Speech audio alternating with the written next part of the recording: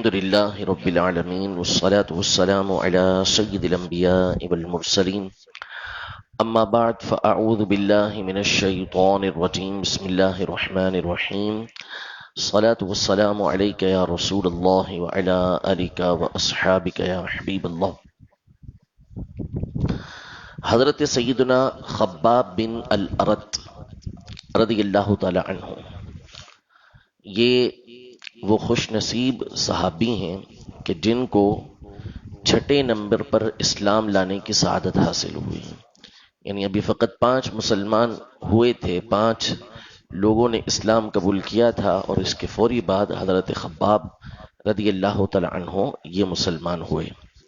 صحیح بخاری شریف میں یہ حدیث مبارکہ ہے کہ کسی نے حضرت خباب رضی اللہ تعالی عنہ سے پوچھا کہ کیا نبی پاک صلی اللہ علیہ وسلم ظہر اور عصر میں تلاوت کرتے تھے؟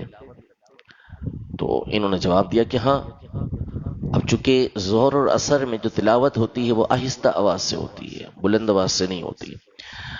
تو پوچھا حضرت خباب رضی اللہ تعالی عنہ سے کہ آپ کو کسے پتہ چلتا تھا کہ نبی پاک صلی اللہ علیہ وسلم ظہر اور عصر میں بھی تلاوت کرتے ہیں؟ مغرب عشاء فجر میں تو چلے آواز آتی ہے، لیکن ظہر اور عصر میں تو آواز نہیں آتی، پتہ کیسے چلتا؟ کہا نبی پاک صلی اللہ علیہ وسلم کی داڑھی کی حرکت کرنے کی وجہ سے. یعنی ہماری آنکھیں نبی پاک صلی اللہ علیہ وسلم کی طرف لگی ہوتی تھیں، کنکھیوں سے نبی پاک صلی اللہ علیہ وسلم کو دیکھ رہے ہوتے تھے، تو پتہ چلتا تھا کہ آپ کی مبارک داڑھی ہل رہی ہے، جس کا مطلب ہے کہ نبی پاک صلی اللہ علیہ وسلم تلاوت فرما رہے ہیں. تو صحابہ کی نظریں نماز میں بھی نبی پاک صلی اللہ علیہ وسلم کی طرف ہوا کرتی تھیں. اس سے ان کی نماز بھی وہ نماز ہو جاتی جو عشق والی نماز ہوتی ہے، کہ تصور بھی آقا علیہ الصلوۃ والسلام کا ہے، نظریں بھی آقا علیہ الصلوۃ والسلام کی طرف ہیں. حضرت انس بن مالک رضی اللہ تعالی عنہ فرماتے ہیں، بخاری شریف میں کئی مقام پر امام بخاری نے یہ حدیث ذکر کی ہے کہ جب نبی پاک صلی اللہ علیہ وسلم سخت بیمار ہو گئے تھے اور آخری ایام چل رہے تھے، تو 3 دن تک نبی پاک صلی اللہ علیہ وسلم حجرے سے باہر نماز کے لیے تشریف لے کر نہیں آئے تھے.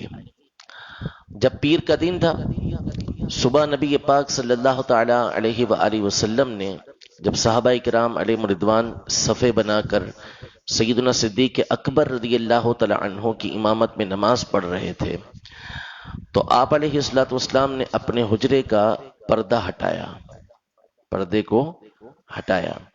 صحابہ کرام علیہ رضوان 2 سے 3 دن سے زیارت نہیں کر پائے تھے کہ اس طرح سب کو زیارت نصیب ہو، حالانکہ ان کا تو وظیفہ ہی نبی پاک صلی اللہ علیہ وسلم کی زیارت تھا، کام ہی نبی پاک صلی اللہ علیہ وسلم کی زیارت کرنا تھا، اور یہ اتنے محروم ہو گئے تھے کہ دیکھ نہیں پا رہے.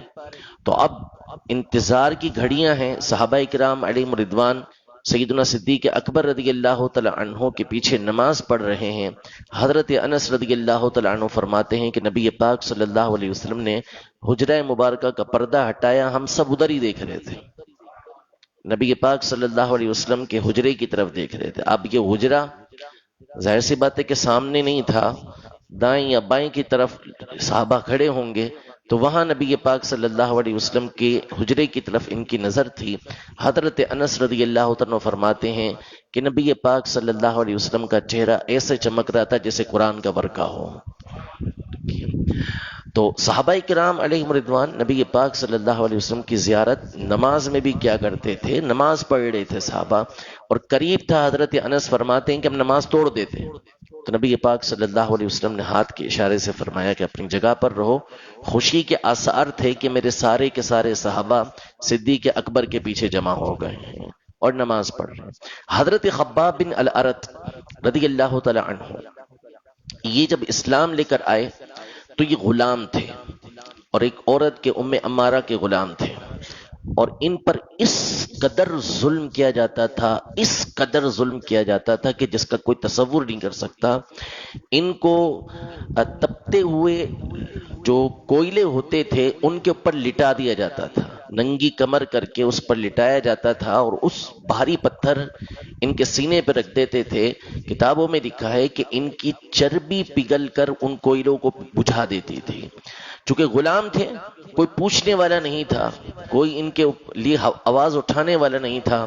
نبی پاک صلی اللہ علیہ وسلم ان کے پاس سے گزرتے تو ان کو تسلی دیا کرتے تھے. جب ان کو تسلی دیتے تو یہ کفار اور زیادہ ان کے اوپر ظلم کرتے.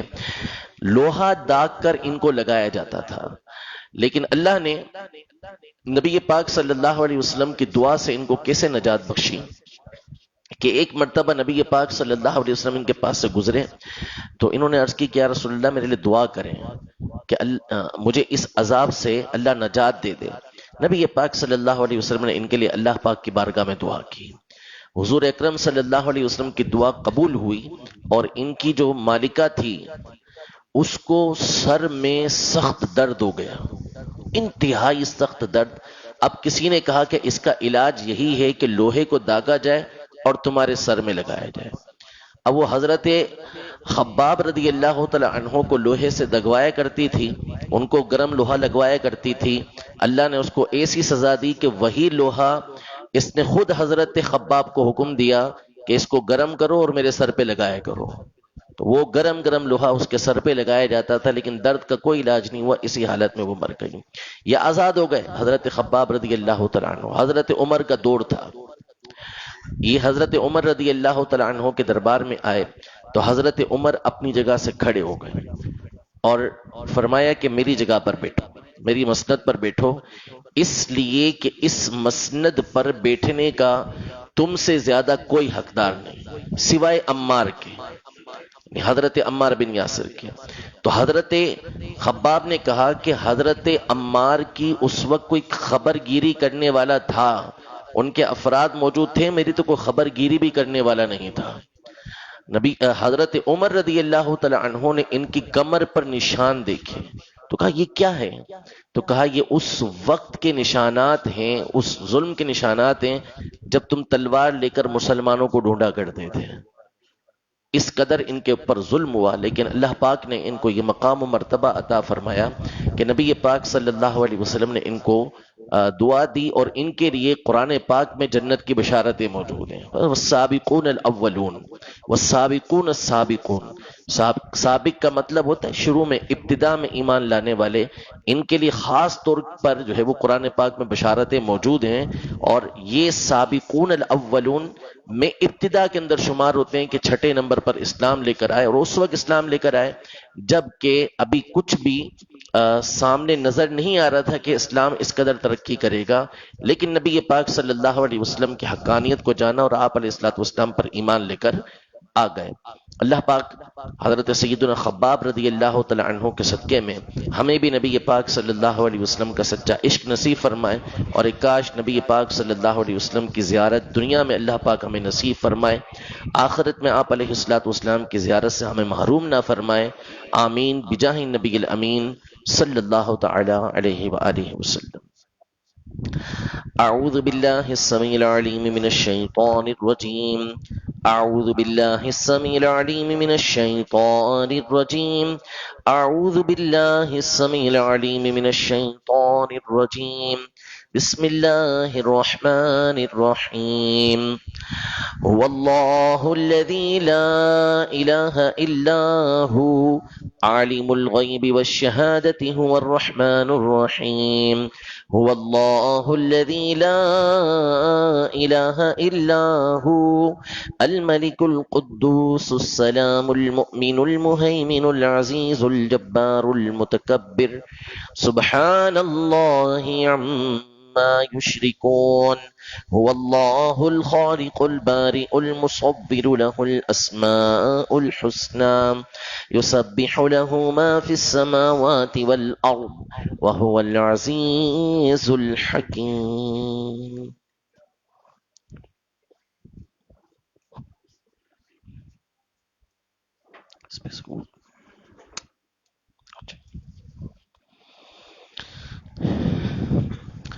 مولاي صل وسلم دائما أبدا على حبيبك خير الخلق كلهم محمد سيد الكونين والثقلين والفريقين من عرب ومن عجم مولاي صل وسلم دائما أبدا على حبيبك خير الخلق كلهم